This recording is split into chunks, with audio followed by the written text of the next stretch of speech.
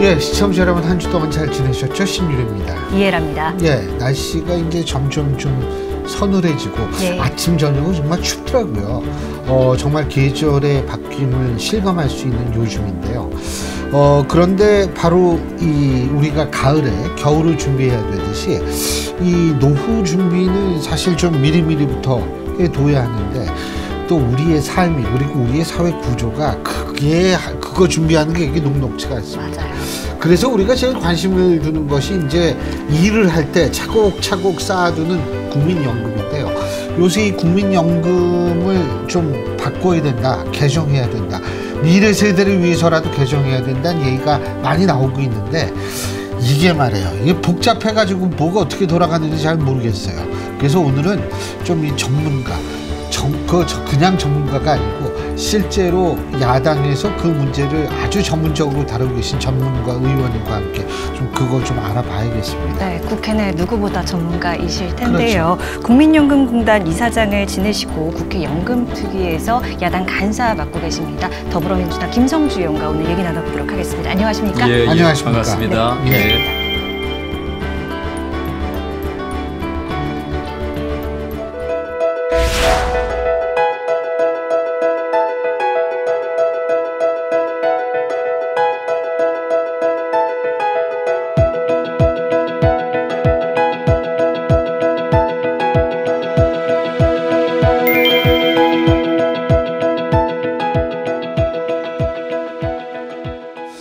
그 시정연설 어떻게 들으셨어요?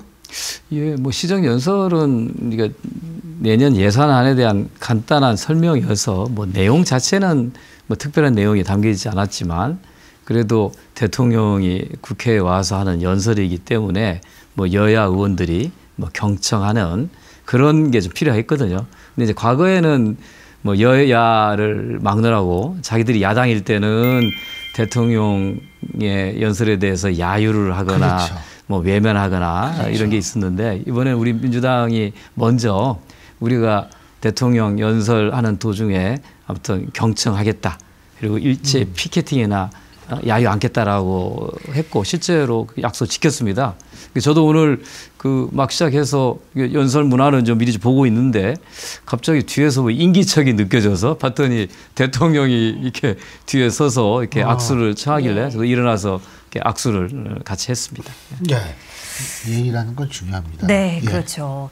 윤 대통령이 이 시정연설에서 또 이제 연금 개혁에 대해서도 언급을 한 것으로 알고 있는데요. 지난주에 이제 연금 개혁 정부안이 나왔습니다. 아쉽다는 평가가 많은 것 같습니다. 아쉬운 정도가 아니고 예. 아니 세상에 뭘 하려면은 수치를 들이대고서 수치가 좀 없어서. 뭐를 예. 해야지. 아이 예. 공론화 그건 사실은 뭐 너무 좀 빈약한 예. 거죠.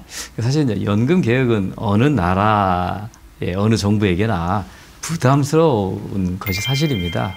우리도 두 번의 연금 개혁이 있었지만 당시에 이제 김대중 정부와 노무현 정부 때 있었는데 굉장히 강한 저항과 반발이 있었거든요. 그래서 정부 입장에서는 용기가 좀 필요한 거고 또 이 집권당 여당 입장에서는 책임감이 필요한 건데 사실 지난 문재인 정부 때 연금 개혁을 시도를 했죠. 그런데 결국은 이제 최종적으로 노력했지만 성공을 못 했는데 이번에 이제 윤석열 정부는 후보 시절부터 연금 개혁 반드시 하겠다고 했고 연금 노동 교육 3대 개혁을 상당히 네. 강조해 왔는데 저도 이번에 종합운용 개혁을 보고서 상당히 어리둥절했어요. 그 가장 핵심적인 이 재정 안정성을 위한 보험료율, 소득대체율에 대한 언급이 구체적으로 되어 있지 않고 그 18개의 시나리오만 나열되어 있더라고요. 지난 정부 때는 4개의 사제선다형을 내세웠다고 반대했던, 비판했던 그 현재 국민의힘이 지극히 그 당연한 것처럼 받아들이는 게 상당히 이해하기 어려웠습니다.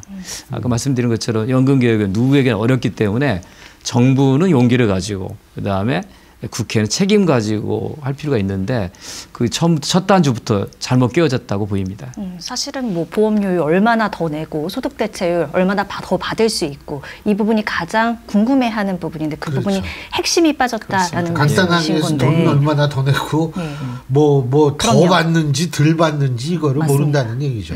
근데 또 오늘 유희동 정책위 의장이 구조개혁하겠다. 이 모수개혁에 대해서는 또 다른 얘기를 내서요. 그것도 좀 이해가 좀 잘 안 가는데요. 원래 이제 국회 연금 특위를 여당의 요청에 의해서 야당이 받아준 거거든요. 그때 정부는 뭐 모수개혁 중심으로 안을 제시하고 국회는 그보다 더 큰 틀에서의 구조개혁 방안을 모색하자고 하는 게 당시에 제가 제안했던 거고 여야 간에 이견이 없었는데 정부가 모수개혁 안에 실질적인 알맹이가 빠진 상태에서 정부 개혁안을 제출한 상태에서 갑자기 여당이 모수개혁은 불충분하고 구조개혁해야 한다는 얘기를 하길래 아니 그거는 구조개혁하자고 국회가 계속 논의를 진행하는 중에 정부 역할이 빠진 상태에서 갑자기 구조개혁안을 내세우면 그러면 이거를 연금개혁을 지금 정부에서 하자는 건지 하지 말자는 건지 대단히 혼란에 좀 빠질 만한 그런 발언이 있었습니다. 할 것 같으세요? 안 할 것 같으세요? 제가 보기에는 할 의지와 계획이 없어 보입니다. 그 일단은 총선은 뭐 지난 다음에 뭐 하든 말든 되는 거 아닙니까? 그런데 저희가 2015년에 공무원 연금 개혁단 당시 제가 이제 야당 의원으로서 공무원 연금 개혁 특위에 참여했는데 그때도 책임 있는 야당으로서 선거에서 유불리 따지지 말고 개혁이 필요한 사안에 대해서는 여야가 같이 뜻을 모으자 했었고요. 네. 이번에도 저희가 야당이 됐지만 여당 때 추진했던 일을 못한 상태에서 야당이 됐다면 당연히 초당파적으로 선거에서 유불리 따지지 말고 미래를 위해서 연금개혁 참여하자 하는 것이 저희 뜻이었습니다. 그거에 대해서 민주당 지도부도 동의해 줬는데 지난 국회 연금특위의 과정을 보면 대개 정부와 여당이 야당 보고 뭘 하자고 제안해야 되는데 거꾸로 야당의 간사가 정부 보고 언제 회의 열어야 되느냐 그 여당은 왜 응답이 없냐라고 오히려 거꾸로 재촉했던 그런 경험을 보면 정부와 여당이 대단히 연금개혁에 대해서 겉으로는 필요하다고 얘기하면서 정작 용기 있게 나서지는 않고 있는 것으로 보입니다. 굉장히 답답은 합니다. 근데 이거 어떻게 보세요? 어떤 식으로 좀 바꿔야 된다고 보세요? 지금 연금. 그 현재 이제 우리나라의 그 노후 실태를 보면 우리가 OECD 경제 선진국이지만 노후 빈곤은 또 최고 수준이거든요. 네. 노후가 빈곤한 이유가 연금 제도가 발달되지 않았기 때문이거든요. 그럼 연금 제도라고 하면 어떤 연금 제도냐? 개인이 보험사의 계약에 의해서 유지되는 개인 연금의 노후 보장 역할은 약한 거고 국가가 운영하는 공적 보험인 국민연금이 중심이 돼야 되는 거거든요. 그렇죠. 그래서 1차적으로 국민연금을 좀 강화하면서 다른 연금 제도들을 보완적으로 활용하는 것이 노후 소득 보장에 있어서의 최선이라고 하는 게 뭐 전문가라든가 일반 국민들이 다 인식하고 있는 거거든요. 그래서 이번에 연금 개혁을 임하는 저희 야당의 입장도 국민연금 어떻게든지 간에 대표적인 중심적인 노후소득 보장 제도로 하면서 기초연금을 그걸 어떻게 결합시킬 것인가. 현재 퇴직금 일시금으로 주로 많이 받고 있는 퇴직연금을 실질적인 연금을 할 것인가 하는 게 핵심 개혁의 과제였는데 이번 정부의 발표안을 보면 그런 고민이 하나도 담겨 있지 않습니다. 그 기초연금 이제 40만 원 인상 얘기를 하고 있는데 이건 또 국민연금이랑 다르게 세금으로 충당하는 거잖아요. 그렇습니다. 그러면 뭐 재정 어떻게 조달할 건지 이런 부분에 대한 뭐 방안도 있어야 할 텐데 그런 부분이 좀 유명무실하다, 잘 찾아볼 수 없다 이렇게 보시는 겁니까? 어떻게 보세요? 선진국의 경우에는 이제 주로 이제 연금은 주로 조세 기반으로 세금에서 충당을 했었습니다. 그런데 이제 워낙 이 장수 시대가 되다 보니 재원 부담이 많이 들어가기 때문에 그걸 그대로 역할을 좀 줄인 상태에서 사회보험 형태의 연금 제도를 도입을 추가로 한 거거든요. 우리는 거꾸로 국민연금을 먼저 도입하고 현 시대 노인들의 빈곤 문제 해결에 위해서 기초연금을 추가로 도입했거든요. 기초연금은 세금으로 운영하는 거고 국민연금은 국민들이 낸 보험료로 운영하는 건데 국민연금은 이 기금 소진에 대한 우려가 있는 거고 기초연금은 갈수록 고령화된 사회 속에서 그 세금 재원을 어떻게 마련할 건가 숙제거든요. 근데 그런 재원 마련에 대한 언급이 없이 그냥 대상을 더 넓히겠다, 얼마로 올리겠다고 하는 것은 지속 가능한 걸 보이지는 않습니다. 그래서 이번 정부 연금 개혁안이나 여기서 기초연금 이 얘기 하는데 기초연금 이 얘기 하려면 그럼 얼마를 어떻게 지급하는데 그에 대한 재원 마련 개혁은 뭔지를 이 얘기하지 않으면 공허하게 드릴 수밖에 없습니다. 그리고 이제 솔직한 얘기로 뭐 의원님께서 그런 건 아니지만 이제 이재명 대표 같은 경우에 과거에 대선 후보 시절에 그러니까 기본소득 시리즈를 쭉 얘기를 계속 해왔거든요. 근데 사실은 이제 기본소득이라는 것도 핀란드의 사례나 이렇게 외국 사례를 보면 이게 뭐냐면 우리나라에선 기본소득 그러면은 국가에서 돈 주고 또 추가적으로 기존에 있는 복지는 다 혜택을 주고 이렇게 알고 있는데 사실 그게 아니거든요. 예. 복지를 없애고 기본소득으로 돈을 주는 케이스가 대부분이라서 기본소득은 진보의 아젠다가 아니라 보수의 아젠다가 그렇습니다. 되는 이유가 바로 거긴데 자 제가 이걸 좀 여쭤보는 게 만약 기본소득 준다 막 그렇게 해가지고 했을 때 그럼 연금하고는 어떤 관계가 있는지 그것도 궁금하더라고요. 사실은 이제 기초연금이 보편적 기초연금으로 해서 모든 65세 이상의 노인들에게 일정액을 지급한다면 그게 기본소득의 가장 유사한 제도일 수 있습니다. 네. 그렇겠죠. 사실은 유럽의 상당수 나라들은 그렇게 합니다. 지금 그런데 그런 나라들은 소득세를 거의 반절 정도 50% 수준 내거든요. 네. 그 재원으로 국민들은 노후 보장을 해주는데 네. 우리나라의 조세 부담률 수준은 한 20% 초반으로서 그만한 재원을 충당할 수가 없는 거죠. 그렇다고 하면 그렇게 유럽형으로 기초연금을 보편적으로 지급한다고 하면 세금 부담을 점진적으로 올려가겠다고 하는 것을 정당이나 정부가 밝혀야 되는데 그 얘기는 안 하고 그냥 액수만 올려주겠다고 하면 그렇게 진실성 있는 것을 보이지 않는 것이죠. 뭐 청년 세대 같은 경우에는 이번에 뭐 나온 내용들 보니까 지급 보장하겠다, 이런 명문화하겠다 이런 내용들이 뭐 청년층한테는 어떻게 더 좋게 들릴 수 있는 부분도 있을 것 같은데요. 어떻게 보시는지 견해가 궁금합니다. 그러니까 세대별로 보험료를 차등적으로 인상 시기를 조절하겠다고 하는 것은 아주 독특한 아이디어이긴 한데 예. 그 세계 어느 나라도 해본 적이 없는 전례 없는 아주 거는. 생소한 거이기도 합니다. 이게 되게 영국 같은 경우에는 봉급 생활자와 자영업자의 보험료를 차등 적용하기도 합니다. 그 이유는 자영업자는 자기가 고용주이기 때문에 100% 자기 부담하니 그 부담률이 봉급 생활자에 비해서 더 많으니까 그걸 조정해주는 뭐 이런 거는 있는데 세대별로 차등 적용하는 건 없어요.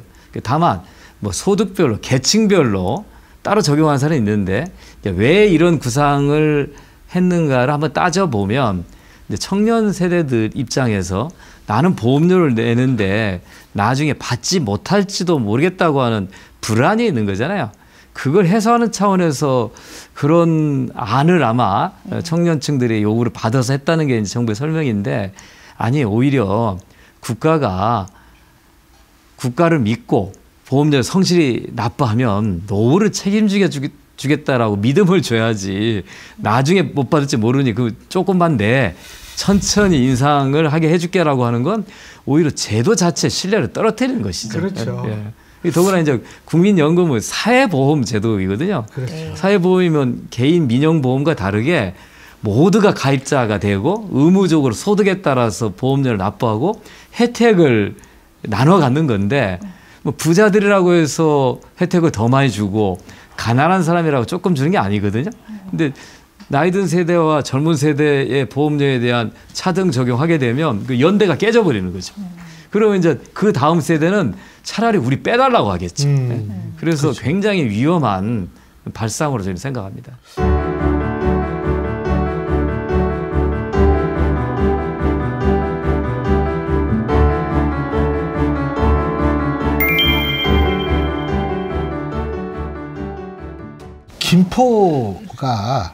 김포를 서울에 편입을 시켰다라는 게 이제 최근에 저는 그 얘기도 깜짝 놀랐는데 어쨌든 어떻게 보셨습니까?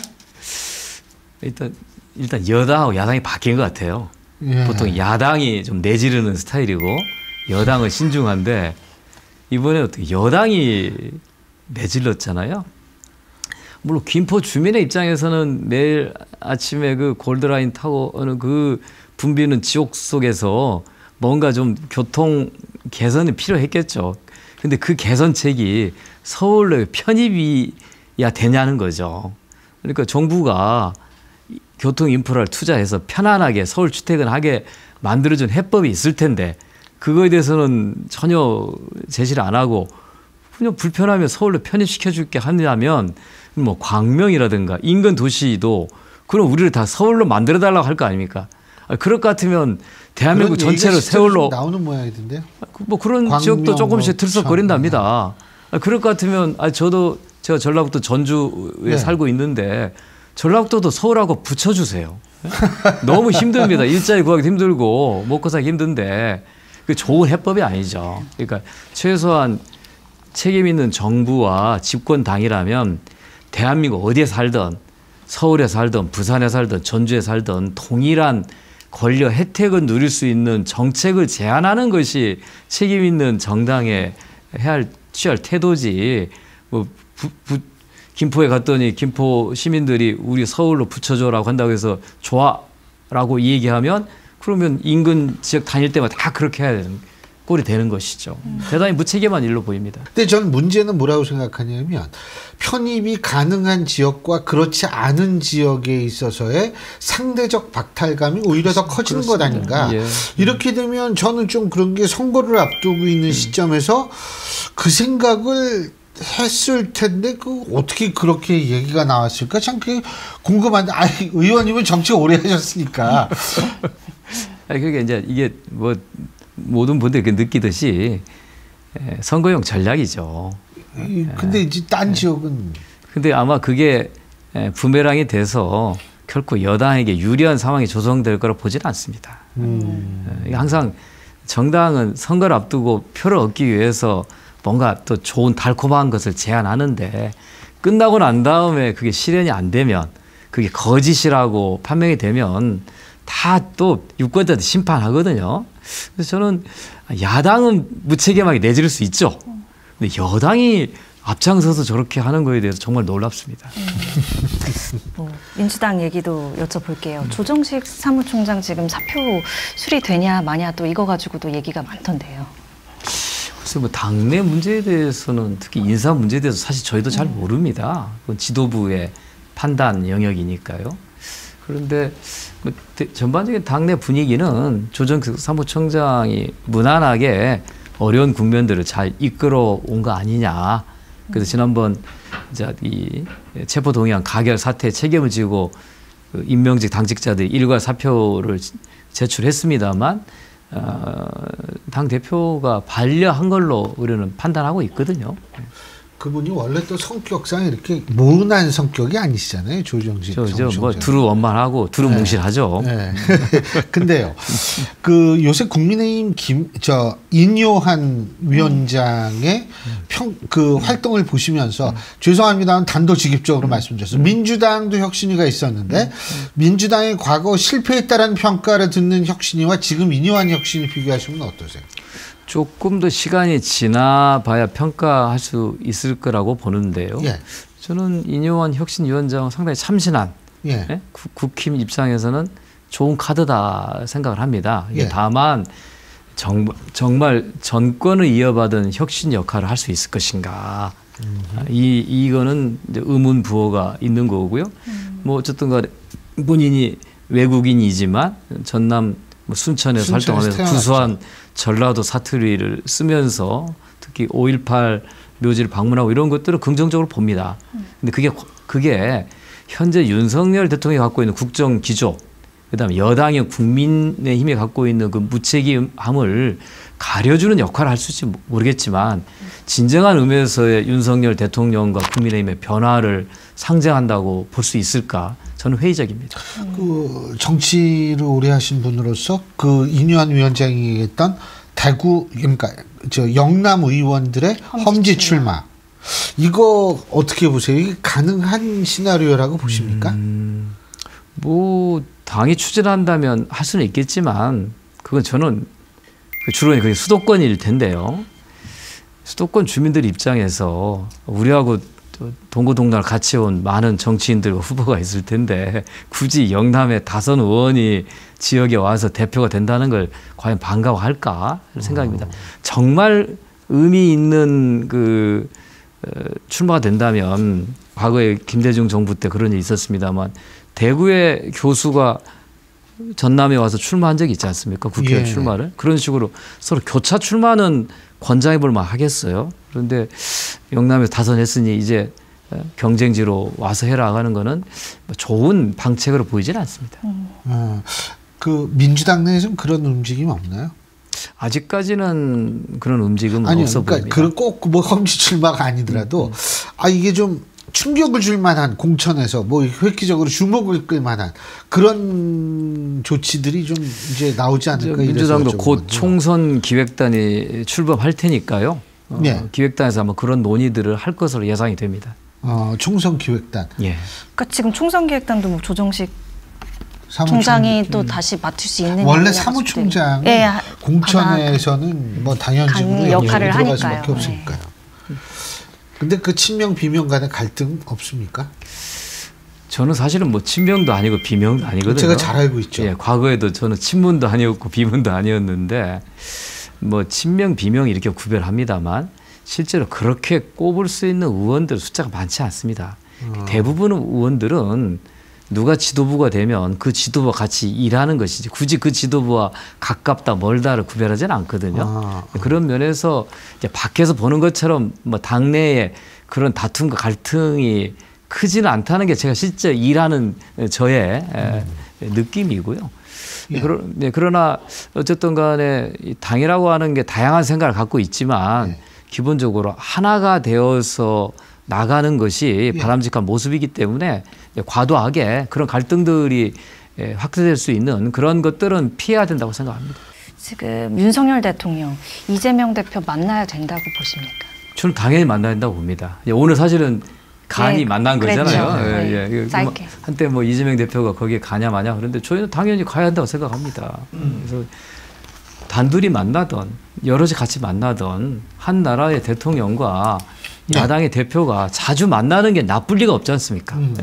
이게 사람이라고 하는 건 서로 간에 다투다가도 만나면 서로 오해도 풀고 더 좋은 협의를 하는 거 아니겠습니까? 근데 이제 대통령이 안 만난다고 했던 이유들에 대해서 사실은 소멸됐다라고 보기에는 아직은 어렵지 않습니까? 그쪽에서 또 그렇게 얘기를 하고 나올 수 있으니까. 인정하지 않겠죠. 처음부터 그 야당 대표를 정치적으로 죽이겠다.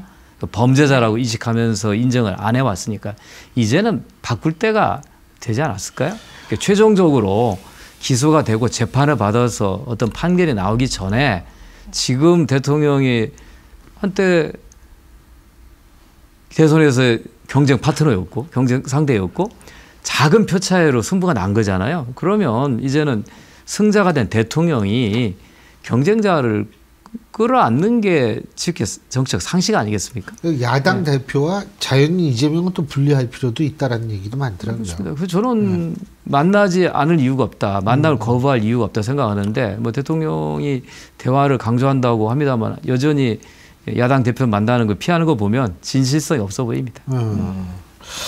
알겠습니다. 연금 얘기 뭐 맞아요. 이제 뭐 연금특위에서 공론화 조사 작업 착수하겠다라고 말씀을 하셨는데 향후 좀 계획 관련해서 말씀 좀 나눠주세요. 저희가 지금 국회 연금특위는 작년부터 운영해 오면서 그 안에 민간 전문가 자문위원회가 있었습니다. 이분들이 거의 매주 하나의 주제를 놓고 계속 토론해 왔습니다. 그래서 그 토론의 결과를 종합 보고서 형태로 11월 중순에 제출하도록 되어 있습니다. 그 보고서가 나오면 그 보고서의 내용을 놓고 그 이해 당사자, 가장 큰 이해 당사자는 보험료를 납부하는 노와 사측 대표들입니다. 흔히 노총과 경영자 단체인데 그들의 의견을 듣는 절차를 거칠 것입니다. 그리고 난 다음에 일반 국민들이 이 연금 개혁안에 대해서 어떻게 생각하는지 국민들에게 직접 묻는 여론조사와 공론조사 이 형태를 거쳐서 좀 그런 의견들을 수렴한 최종안들을 만들어 보려고 합니다. 언제쯤 하세요, 그거는? 원래는 사실 진작 들어갔어야 되는데 아무튼 제가 자꾸 또 남탓하는 것처럼 볼 수 있겠습니다만 정부 지난번에 숫자 빠진 거 보고서 정부와 여당이 조금 더 적극적으로 좀 나섰으면 지금 이미 공론조사위가 굴러가야 되거든요. 근데 이제 오늘 사실 국회에서 특위 기간 연장을 결정했기 때문에 바로 좀 작업에 들어가서 빨리 하면 제 생각은 12월 달 정도는 들어가야 된다. 그래서 아무튼 총선 전에 구체적인 안이 나오고 그게 합의 수준이 높다고 하면 저는 총선 전에라도 입법할 수 있으면 하고 그게 안 된다면 총선이 끝나고 난 다음에라도 다음 국회가 구성되기 전에라도 또 입법을 해야 된다고 생각하는 게 저희 야당의 입장입니다. 알겠습니다. 어쨌든 이 최대 한도로 미래 세대에 지나치게 부담을 줬을 경우에는 사실 그 미래 세대들이 자신의 미래를 암울하게 생각할 경우엔 결혼이라든지 자녀를 갖는 걸 더 꺼려질 가능성이 있고 이게 국가적인 문제니까 합리적으로 잘 좀 어떻게 해결했으면 좋겠다는 생각이 듭니다. 오늘 말씀 잘 들었습니다. 고맙습니다. 고맙습니다. 이 연금 얘기하니까 갑자기 여러 가지 노후 대비에 대해 생각하게 되는 건 사실인데요. 모든 건 미리미리 준비하는 게 굉장히 중요합니다.